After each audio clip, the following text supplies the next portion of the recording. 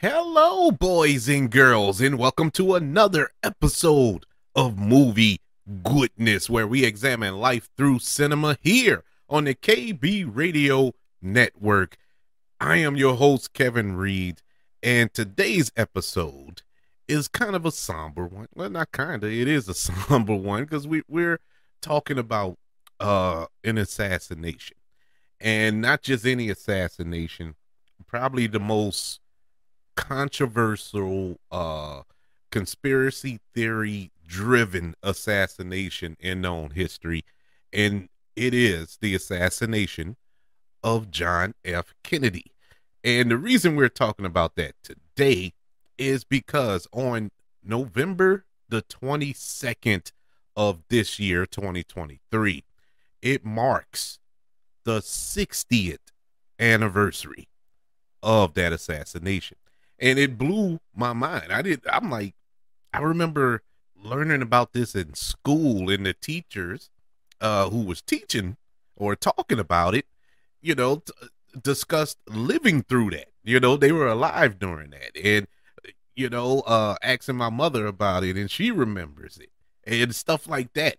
And it felt like while they were discussing that it wasn't too far removed from history. Like it was just a few years ago when we were discussing it, when it happened. And now that I think about it, uh, it was about 30, 35 years ago while I was in school when I was learning about all this. So it wasn't too far removed from when it happened. This is just confirmation that I'm getting old, and that we're all getting old, that this is the 60th year anniversary of the assassination of John F. Kennedy, who at the time was the 35th president of the United States. And this is still talked about, still discussed, still have different scenarios floating around, conspiracy theories as to what actually happened, how it actually happened, who orchestrated this assassination on the president. And was it the Cuban missile crisis? Was it the mob? Was it aliens? I don't know what. It was just so many different scenarios that is surrounding this, and to be honest with you, none of them are out of the realm of possibility. Yes, even the aliens. And we don't know. We know what we are told, but at the end of the day, do we really trust what we are told about this situation? Because the evidence doesn't support what was seen. I have two eyes, and I'm pretty sure we have all seen the footage. Everybody has seen the footage of this assassination. I mean, it was, at the time, it was on TV. Everybody saw it. And of course, most of us have seen the 1991 film JFK, which we're going to review today. A film that was directed by Oliver Stone, starring Kevin Costner and so many more. And it deals with the aftermath of the assassination of one John F. Kennedy. And so we're going to go through all of the notes that I found surrounding this horrific act that took place on November 22nd, 1963. So let's go back in time, people. Let's go through the events on that fateful day in Texas and, relive a little bit of history that maybe some of you who are listening don't even know the whole story, or maybe those who lived through it probably have forgotten some things and need to be reminded. And so here we go. Let's dive into the assassination of John F. Kennedy. On November the 22nd, 1963, John F. Kennedy, the 35th president of the United States, was assassinated while riding in a presidential motorcade in Dallas, Texas. Kennedy was in the vehicle with his wife, Jacqueline. Also, Texas Governor John Connally and Connally's wife, Nellie, while he was fatally shot from a nearby Texas School Board depository by former U.S. Marine Lee Harvey Oswald. The motorcade rushed to Parkland Memorial Hospital, where Kennedy was pronounced dead about 30 minutes after the shooting. Connally was also wounded in the attack but recovered. Vice President Lyndon B. Johnson assumed the presidency upon Kennedy's death. After the assassination, Oswald returned home to retrieve a pistol. He shot lone Dallas policeman J.D. Tippit shortly afterwards.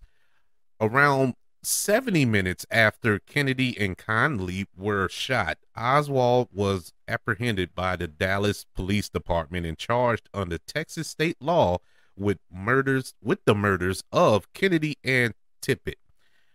At 11:21 a.m. on November 24th, 1963, as live television cameras covered Oswald being moved through the basement of Dallas Police Headquarters, he was fatally shot by Dallas nightclub owner Jack Ruby. Like Kennedy, Oswald was taken to Parkland Memorial Hospital, where he soon died. Ruby was convicted of Oswald's murder, though the decision was overturned on appeal, and Ruby died in prison in 1967 while awaiting a new trial. After a 10-month investigation, the Warren Commission concluded that Oswald assassinated Kennedy, that Oswald acted entirely alone, and that Ruby acted alone in killing Oswald. 4 years later, New Orleans DA Jim Garrison brought the only trial for Kennedy's murder against businessman Clay Shaw. Shaw was acquitted. Federal investigations such as the Rockford Commission and Church Committee agreed with the Warren Commission's general findings. In its 1979 report, the United States House Select Committee on Assassinations concluded that Kennedy was likely assassinated as a result of a conspiracy. The HSCA, which is the House Selection Committee on Assassinations. I didn't even know they had a committee a committee like that. But the HSCA did not identify possible conspirators, but concluded that there was a high probability that two gunmen fired at the president. The HSCA's conclusions were largely based on a police recording later debunked by the U.S. Justice Department. Kennedy's assassination is still the subject of wide debate and has spawned many conspiracy theories and alternate scenarios. Polls have found that majority of Americans believe there was a conspiracy. The assassination left a profound impact and was the first of four major assassinations during the 1960s in the United States, coming 2 years before the assassination of Malcolm X in 1965 and 5 years before the assassination of Martin Luther King Jr. and John F. Kennedy's brother Robert in 1968. Kennedy was the fourth president to be assassinated and the most recent president to have died in office. Let's go through a little background. In 1960, John F. Kennedy, then a U.S. Senator from Massachusetts, was elected the 35th President of the United States, alongside Vice President Lyndon B. Johnson. Kennedy's tenure saw the height of the Cold War, and much of his foreign policies were dedicated to countering the Soviet Union and communism. As president, he authorized operations to overthrow Fidel Castro's communist government in Cuba. These culminated in the failed Bay of Pigs invasion in 1961, during which he declined to directly involve American troops. The following year, Kennedy de-escalated the Cuban Missile Crisis, regarded as the closest that humanity has come to nuclear war. In 1963, Kennedy decided to travel to Texas to smooth over frictions in the state's Democratic Party. The visit was first agreed upon by Kennedy, Johnson, and Connally during a meeting in El Paso in June. The motorcade route was finalized on November 18th and announced soon thereafter. Kennedy also viewed the Texas trip as an informal launch to his 1964 reelection campaign. Here's a little history on Lee Harvey Oswald, who was born in 1939. He was a former U.S. Marine who served in Japan and the Philippines and had, I would say, connections to communism since reading Karl Marx at the age of 14. After accidentally shooting his elbow with an unauthorized handgun and fighting an officer, Oswald was court-martialed twice and demoted. In September of 1959, he received a discharge from the Marine Corps after claiming his mother was disabled. At 19 years old, Oswald sailed on a freighter from New Orleans to France and then traveled to Finland, where he was issued a Soviet visa. Oswald defected to the Soviet Union, and in January of 1960, he was sent to work in a factory in Belarus. In 1961, he met and married his wife, Marina, with whom he had a child with. In 1962, he returned to the United States with a loan from the U.S. Embassy. He settled in the Dallas-Fort Worth area, where he socialized with Russian immigrants. In March of 1963, a bullet nearly missed General Edwin Walker at a Dallas residence. Witnesses observed two conspicuous men relying on Marina's testimony, a note left by Oswald, ballistics evidence. The Warren Commission attribute this assassination attempt to Lee Harvey Oswald. In April of 1963, Oswald returned to his birthplace, New Orleans, and established an independent chapter of the Pro-Castro Fair Play for Cuba Committee, of which he was a sole member. Well, the sole member, I should say. While passing out pro-Castro literature along unknown compatriots, Oswald was arrested after scuffling with anti-Castro Cuban exiles.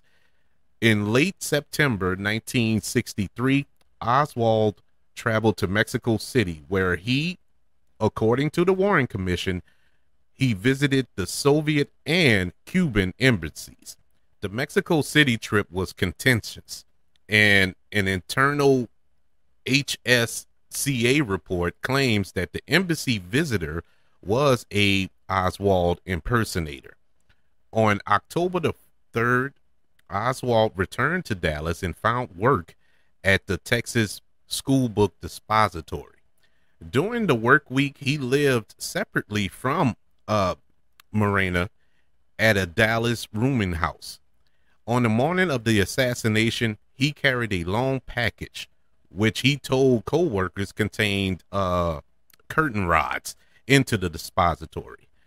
The Warren Commission concluded that this package contained Oswald's disassembled rifle. Now, on to the day, November the 22nd. Air Force One arrived in Dallas Love Field at 11:40 a.m. President John Kennedy and his First Lady boarded a 1961 Lincoln Continental convertible limousine to travel to a luncheon at the Dallas Market Center. Other occupants in this vehicle, the second in the motorcade, were Secret Service agent Bill Greer, who drove, Special Agent Roy Kittleman in the front passenger seat, and Governor Connally and his wife Nellie, who sat just forward of the Kennedys. 4 Dallas police motorcycle officers accompanied the Kennedy limousine. Vice President Lyndon Johnson, his wife Lady Bird, and Senator Yarborough rode in another convertible. The motorcade's 10-mile route through Dallas was designed to give Kennedy maximum exposure to crowds by passing through a suburban section of Dallas and Main Street in downtown Dallas before turning right on Houston Street. After another block, the motorcade was to turn left onto Elm Street, pass through Dealey Plaza, and travel a short segment to Stemmons Freeway to the trademark. The planned route had been reported in newspapers several days in advance. Kennedy's limousine entered the plaza at 12:30 p.m. Nellie Connolly turned and commented to Kennedy, who was sitting behind her. This is her quote: "Mr. President, they can't make you believe now that there are not some in Dallas who love and appreciate you, can they?" Kennedy replied, "No, they sure can't," which turned out to be his last words. From Houston Street, the limousine made the planned left turn on Elm, passing the Texas School Book Depository. As it continued down Elm Street, multiple shots were fired. About 80% of the witnesses recalled hearing 3 shots. The Warren Commission concluded that 3 shots were fired and noted that most witnesses recalled that the second and third shots were bunched together. Shortly after Kennedy began waving, some witnesses heard the first gunshot, but few in the crowd and motorcade reacted. Many interpreted sound as firecrackers or backfire from the cars. Within 1 second of each other, Governor Connolly and Mrs. Kennedy turned abruptly from their left to their right. Connolly, an experienced hunter, immediately recognized the sound as that of a rifle and turned his head and torso rightward, noting nothing unusual behind him. He testified that he could not see Kennedy, so he started to turn forward again, turning from his right to his left. And that's when his head was facing about 20 degrees left of center. He was struck in his upper right back by a shot he did not hear. He didn't even hear the shot. Then shouted, "My God, they're going to kill us." According to the Warren Commission and the HSCA, Kennedy was waving to the crowd on his right when a shot entered his upper back and exited through his throat from beneath his larynx. He raised his elbows and clenched his fists in front of his face and neck, then leaned forward and leftward. Mrs. Kennedy, facing him, put her arm around him. Although a serious wound, it was likely survivable according to a lot of reports. He probably could have survived that first shot. According to the Warren Commission, single bullet theory, derived as the magic bullet theory by conspiracy theorists, Governor Connolly was injured by the same bullet that exited Kennedy's neck. The bullet created a oval-shaped entry wound near his right shoulder, struck and destroyed several inches of Connolly's right fifth rib, and exited his chest just before his right nipple, puncturing and collapsing his lung. That same bullet then entered his arm just above his right wrist and shattered it. The bullet exited just below his wrist at the inner side of his right palm and finally lodged in his right thigh, or left thigh, I should say. As the limousine passed the grassy knoll, Kennedy was struck a second time by a fatal shot to the head. The Warren Commission made no finding as to whether this was a second or third bullet fired, and concluded that, as did the HSCA, that the second shot to strike John F. Kennedy entered the rear of his head. It then passed the fragments through his skull, created a large, roughly oval hole in the rear right side of his head, and sprayed blood and fragments. His brain and blood spatter landed as far as the car that was following the car that John F. Kennedy was in. Secret Service agent Clint Hill was riding on the running boards of the car immediately behind Kennedy's limousine. Hill testified to the Warren Commission that he heard one shot, jumped into the street, and ran forward to board the limousine and protect Kennedy. Hill stated that he heard the fatal headshot as he reached the Lincoln limousine, approximately 5 seconds after the first shot that he had heard. After the headshot, Jacqueline Kennedy began climbing onto the limousine's trunk, but she later had no recollection of doing so. Hill believed she may have been reaching for a piece of Kennedy's skull. He jumped into the limousine's bumper and he clung to the car as it exited the plaza and sped to Parkland Memorial Hospital.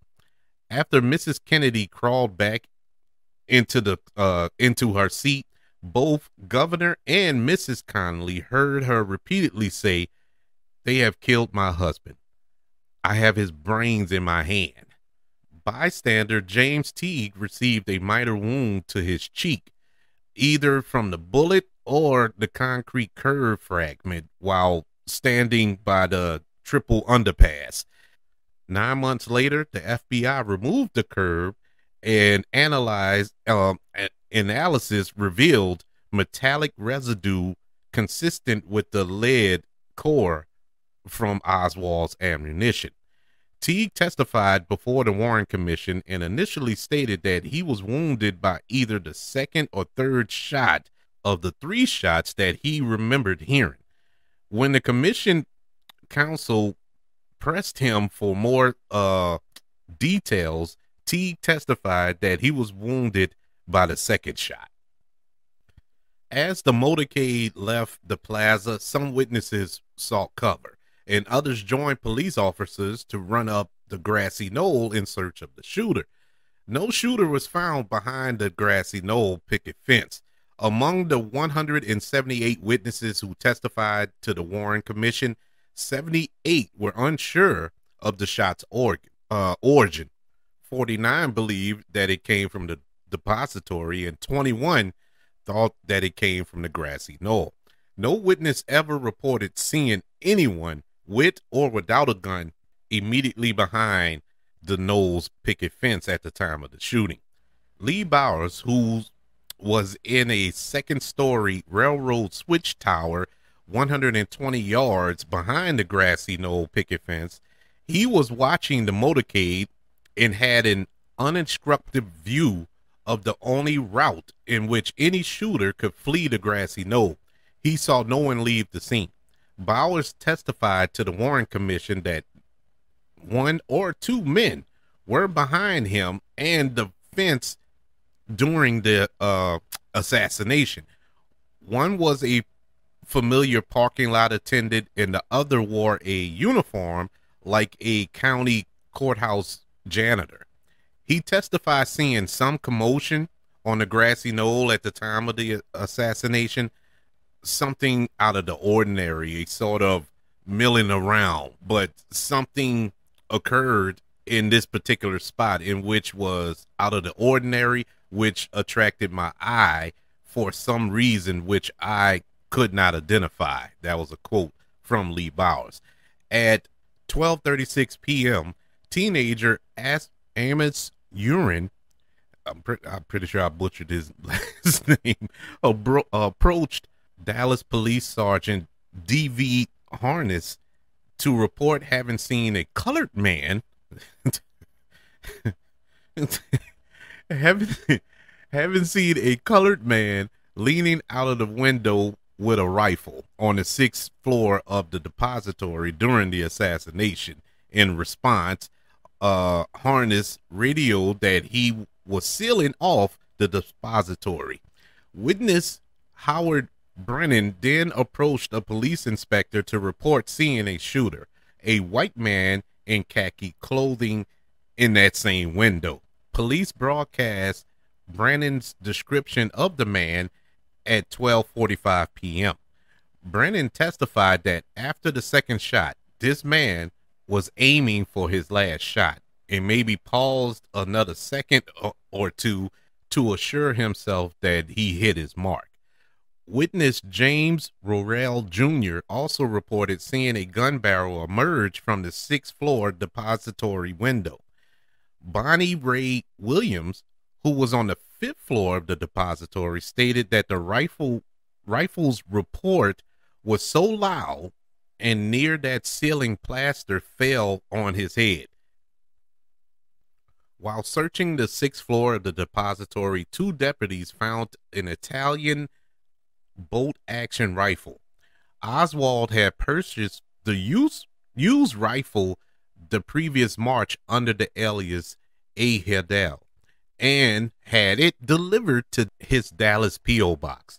The FBI found Oswald's partial palm print on the barrel, and fibers on the rifle were consistent with those of Oswald's shirt.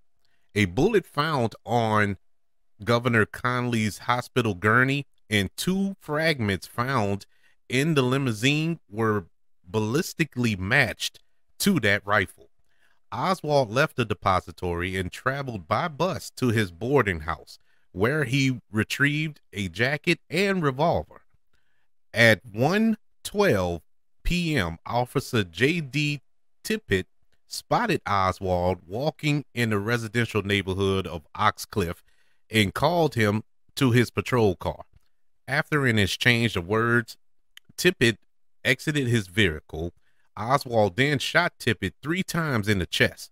As Tippett laid on the ground, Oswald fired a final shot into Tippett's right temple. Oswald then calmly walked away before running as witnesses emerged. As Dallas police officers conduct a roll call of depository employees, Oswald's supervisor, Roy Trudy, realized that Oswald was absent and notified the police.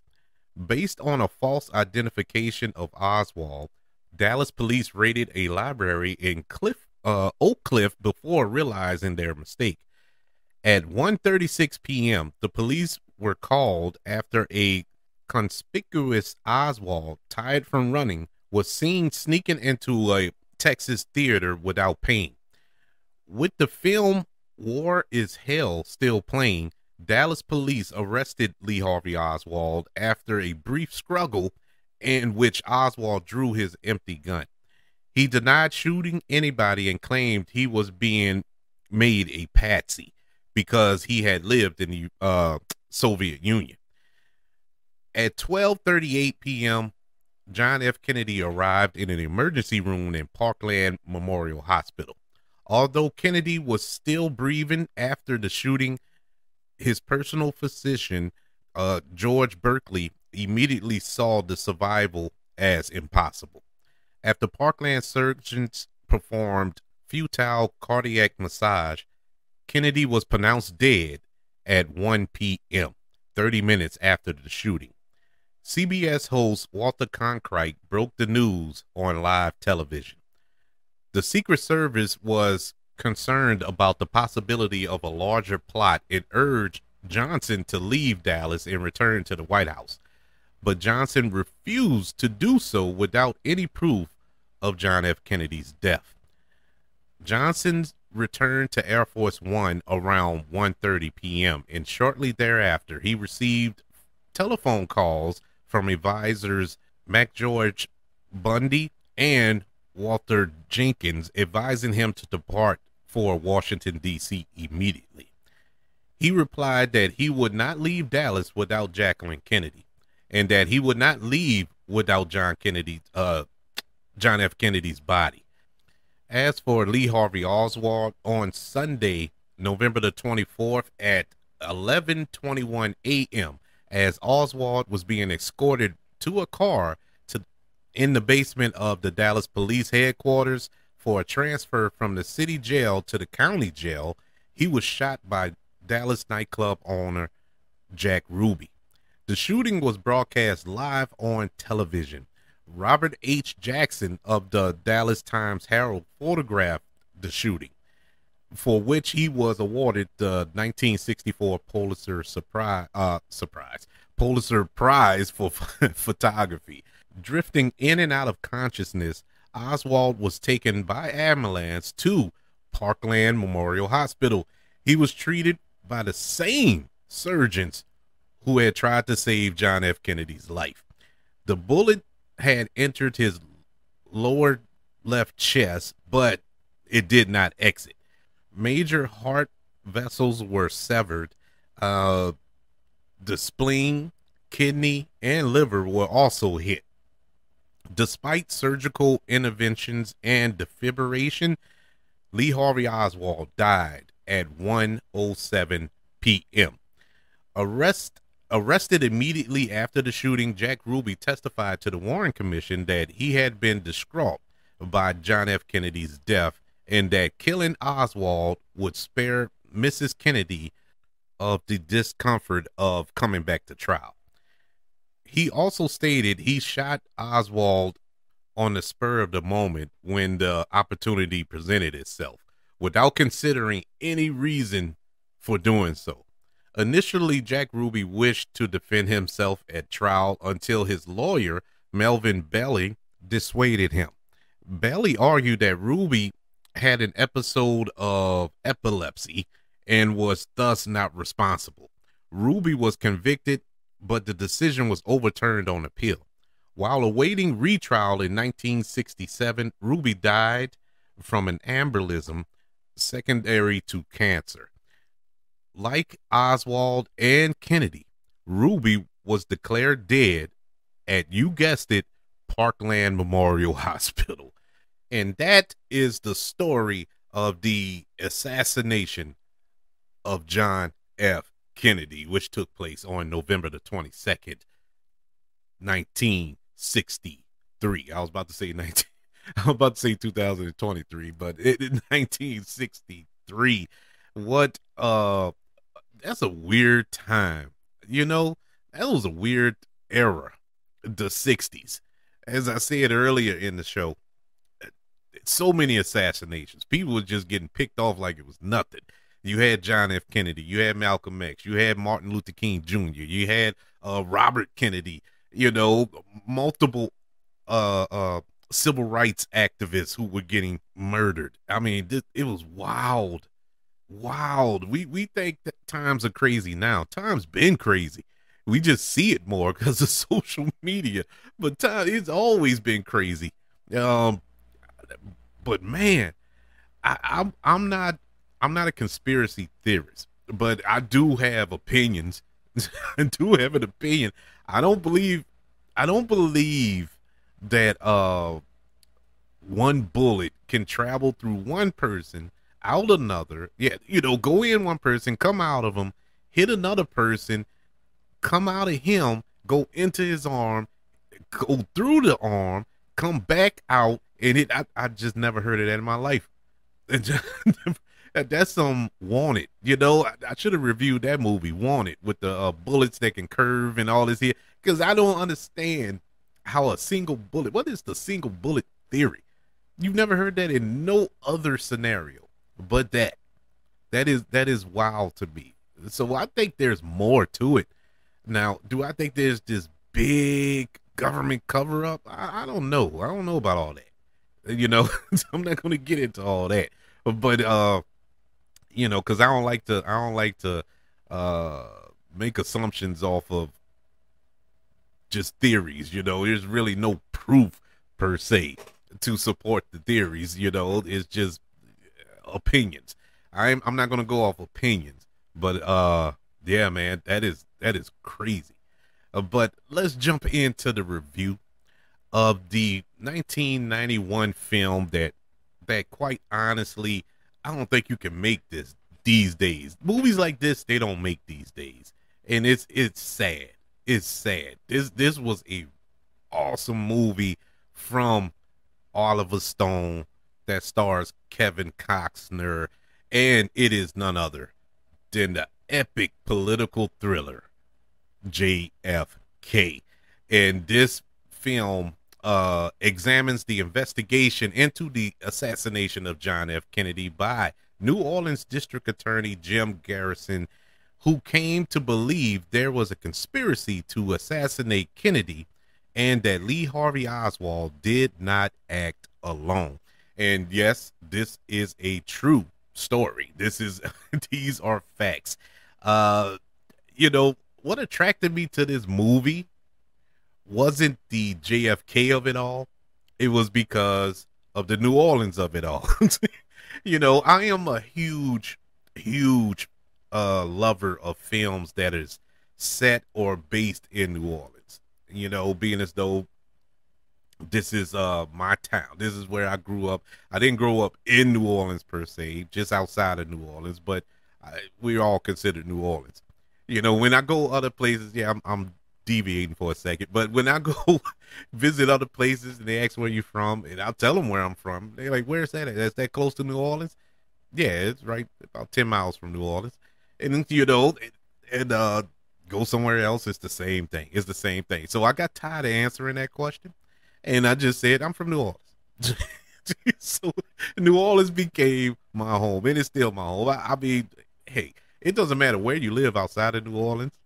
You're a part of New Orleans because you constantly go to in the city.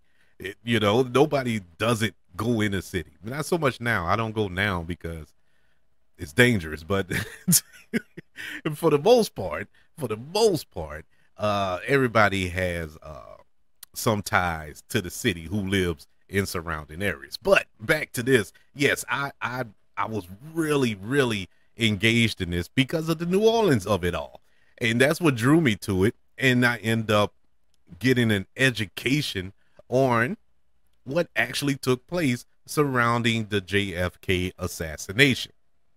Now, is this movie 110% accurate? No, it is not. It has, like any movie that is quote unquote based on a true story, there are liberties taken. They will twist and conform some things to suit the story. But for the most part, this is an accurate film. The film's screenplay was adapted by Oliver Stone and Zachary Slar from two books: On the Trail of the Assassins by Jim Garrison, and Crossfire: The Plot to Kill Kennedy by John Mars. And Oliver Stone described this account as a counter myth to the Warren Commission's fictional myth. JFK has been considered controversial due to its embracement of conspiracy theories. Many major American newspapers ran editorials criticizing Oliver Stone for taking away liberties with historical facts, including the film's interpretation that implications, I should say, that Kennedy's vice president, Lyndon B. Johnson, was part of this coup to kill John F. Kennedy. Like I said, this is a very controversial film, very controversial. And I remember all the hoopla with the release of this film. I mean, they made this movie a hit. They being the media. Because all you heard about was this movie. They talked about it on the news. They talked about it in the papers. They talked about it wherever. It was always talking about this movie. Mostly negative.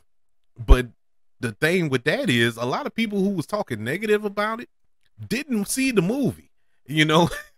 Now, granted, some of those arguments were valid once you see the movie. But a lot of people's complaints came knowing that Oliver Stone is a controversial filmmaker, and this was going to be a controversy. Because you're going against the norm. You're going against, dare I say, fact in a lot of people's minds. Because a lot of people feel that the Warren Commission's findings are scripture. And so if you go against that, you're wrong. And so they automatically just went in on this movie from the word go. Uh, in this movie, as I stated before, Kevin Costner, in his height, he stars in this film as Jim Garrison. You also have Kevin Bacon, Tommy Lee Jones, Gary Oldman, who plays Lee Harvey Oswald, Michael Rooker, Sissy Spacek, Jack Lemmon, Walter Matthau, Donald Sutherland, John Candy was in this movie, people. Sally Kirtland, and it's narrated by Martin Sheen. This movie was awesome. This is one of those movies that you sit back and just enjoy the show, man. It's like a who done it. You know, if you're into that mystery who done it type of films or television shows or Columbo or stuff like that, this is the movie for you because it's done so well and it really does make you think. This probably contributes to some of my doubts from the Warren Commission. This is it was told so well, you kind of have to scratch your head like, yeah, that is kind of weird, the the the bullets allegedly came from the back of Kennedy, but in the video, which they repeatedly show in this movie, you see that John F. Kennedy's head goes to the back, back into the left. You know that scene. It was back into the left. So it's like, no, it couldn't have come from the back, if his head jacks back into the left. And so, yeah, is there some validity to this? It makes you question. It does make you question. And that's why I think a lot of higher ups don't like this movie. It's because it makes you question a lot that really took place surrounding this assassination. All the performances in this film is top notch, excellent. Kevin Costner, he was at his peak, man. This is when Kevin Costner did no wrong. He was No Way Out and The Untouchables and all those type of movies. He was just rolling at this point in his career. He still is in a way if you like Yellowstone. He's just that he just had that presence. And I think he was perfectly cast in this role. The supporting cast did great. Gary Oldman, who plays Lee Harvey Oswald in this movie. This is my first exposure to Gary Oldman that I remember. I didn't know who he was. I didn't know what type of act. I just thought that was somebody playing this little small part because the role is kind of small. It isn't a big role, but he plays it well.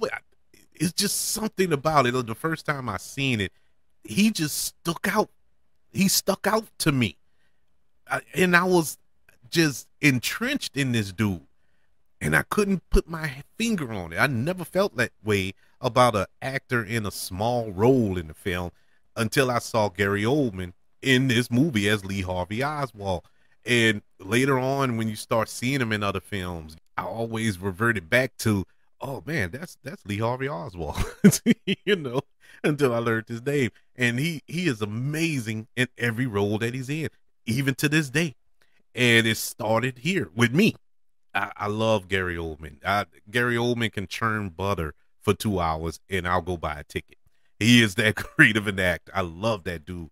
Having these established actors, these big actors from their era in these smaller roles and playing dividends was genius to me. Having Walter Matthau and Jack Lemmon pop up in this movie was a phenomenal for me. It just gave the movie gravitas. Donald Sutherland, Ed Ashner. It just did something to me. It's something about big actors or big name stars taking bit parts just to elevate a film. It's something about that just works. And they do that in these epic kind of films like this. You don't see it too often now. John Candy was in this movie. God rest his soul. One of the best comedic actors in his era in the 80s. John Candy was a beast. And for him to pop up in this serious role It's small role, but in this serious film and do a, dare I say, excellent job acting here. Didn't know he had that gear. Unfortunately, we lost him after this, not too long after this. I think in '94, if I'm not mistaken, he passed away. But you see something here that maybe he could have moved on and start doing some dramatic stuff, and possibly get some award type consideration. I mean, because he was that good. Man, I miss John Candy. I ain't lying. The direction in this movie, um, Oliver Stone. Oliver Stone is one of those directors that is hot and cold with me.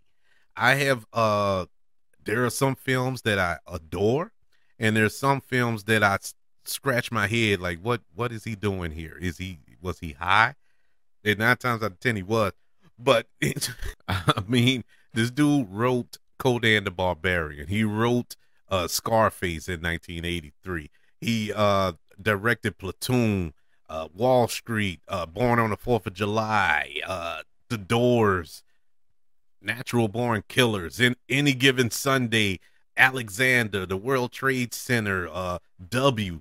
He just have, it's so many different type of movies, but they kind of center around the same controversial topics. But he always makes these kind of weird films, and I dare to say that this is my favorite Oliver Stone film. I love the direction in this movie. I love the scale of it all. The 70 millimeter frames that he uses. It just felt authentic, and it had that look. This film went on to win Best Cinematography at the Academy Awards that year for Robert Richardson, who was still working. He's still doing excellent work today. I think not too long ago, I think he was the DP on Django Unchained, if I'm not mistaken. But anyway, he's an excellent cinematographer. But man, this film looks so awesome. It looks great. I love the look of this movie. The story's the story. This is what this is what it is. I mean, there's really nothing more to add other than the fact that it's showcased in person for us all. But this is the trial that took place involving Clay Shaw as a co-conspirator in this quote unquote conspiracy, and Jim Moore Garrison, who is in this film, by the way, the real Jim Garrison. He plays the judge, I believe, but he's in this film. His conviction to pursue this case, even though everybody surrounding him is telling him not to do it. Don't ruin your career or your life or lose your life over this. You're treading in some dangerous waters here. But he was convinced that he was right, in his investigation. And that determination was so well done throughout this film. The one flaw that I have in this movie that I know is going to come off as blasphemous to a lot of people when I say this, but just hear me out. This is, I have a reason for feeling this way. My one gripe with this movie is the score. And the reason why this might cause somebody to firebomb my house or something is because the score is performed by John Williams. Yes, the great John Williams. E.T., Star Wars, Superman, Indiana Jones. Yes, that John Williams. I didn't like this score. Well, let me put it this way. It's not that I didn't like the score. The score just didn't fit the movie for me. It didn't match the movie. I don't know why. It just took me out of it. When I watched it a couple of days ago on rewatch for the show, I was kind of like, this ain't working. The score just ain't working for me here. But I mean, it's not a horrible score, but it's just not for this movie, I felt. But that it didn't take me out of the movie. I just noticed it. You know, normally when I watch a movie and the score is banging, I don't really pay attention to it. I, it's just part of the movie. It's part of the process. But here, the movie was going on. I'm watching the film, and the score was kind of like background noise, I guess you could say. I normally don't feel that way when I watch a movie, unless it's a bad score. And this just stuck out to me. But that's my only gripe. I mean, don't shoot me, people. I mean, it's all right. He's still the greatest composer in film history. So relax. But overall, JFK is an excellent film. It went on to be nominated for 8 Academy Awards, including Best Picture, and it won 2, as I mentioned earlier, Best Cinematography and Best Film Editing. It was budgeted for $40 million, and it went on to gross $205 million worldwide. JFK, released in 1991, gets a letter grade of an A-. I thought it was a well-made film, in spite of the score and the historical inaccuracies. I think it's still an excellent film. So, yeah, man, 60 years since the fateful day in Dallas, Texas. Let us not forget. Let's not forget that fateful day. That is such well, let me say like this. It still boggles my mind that 60 years and we still are debating this issue. I think it's time to let it go. No matter if it's true or not, I think it's time to just let it go. Because 9 times out of 10, at this point, the people who are involved are probably dead and gone right now. And so it's, now granted, do I want to know the truth? Yeah, I would like to know the truth, but it's not that important. I think people have, at least I don't hear it that much often now. When I was younger, people used to debate about Elvis being alive. Y'all remember that? I don't hear it that often now. I think people have let that go. But they used to, I mean, it was a thing. Elvis is still alive. It was like a whole thing. I remember watching Unsolved Mysteries years ago with my mom, and that was a segment on there that somebody saw Elvis and all this here. It was a thing. But now I don't hear it so much. I'm pretty sure people still believe he's alive, but you don't hear it talked about so much now. But this issue, the assassination of John F. Kennedy, still to this day being debated, being talked about in these circles, who done it. And so I don't know. Either way it go, let's remember the man, John F. Kennedy, the 35th president of the United States, gunned down. Sad. It's sad. And it doesn't matter what side of the political aisle you lean towards, it's sad, And so hats off to John F. Kennedy. May he rest in peace. I would like to know if you are old enough to remember that. If you are, man, I'm glad you listened to this show. If not, do you remember reading about it in school? I remember talking about this verbatim in school, and I'm not talking high school. I'm talking in elementary school. We were talking about this assassination. It was crazy. Now that I think about it, all the stuff we talked about in elementary school, I'm talking about with the teachers, because where else are we going to know this? We talked about some real deep issues in elementary school, and this was one of them. I would like to know, do you remember all this stuff? Email the show, kbradiopodcast@gmail.com. You can also look me up on all social media platforms. Just look up the KB Radio Network. Also, the KB Radio Network channel on YouTube. Subscribe and like this video. I would greatly appreciate it.